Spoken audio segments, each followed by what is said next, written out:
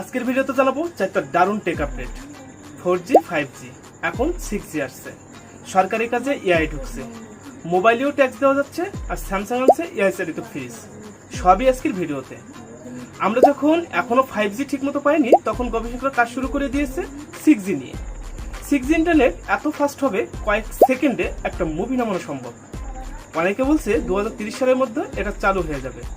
তাহলে ভাবুন তো, আমরা তখন কত দ্রুত ইন্টারনেট পাবো।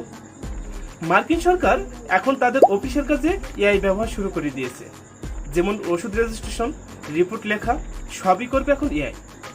ভবিষ্যতে আমাদের দেশেও সরকারি কাজে এআই ব্যবহার শুরু হলে অনেক কাজ সহজ হয়ে যাবে।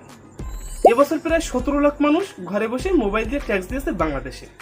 আগের মতো অফিসে গিয়ে ঝামেলা নেই, শুধু মোবাইলে লগ ইন করে অনলাইনে ট্যাক্স জমা দেওয়া যাচ্ছে। এটা অনেকগুলো একটা ডিজিটাল অগ্রগতি।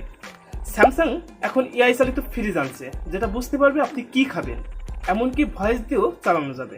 তারা বলছে ভবিষ্যতে বাংলাদেশে আনবে এই স্মার্টফোন ডিভাইসটি। এবার ঘরও হবে স্মার্ট।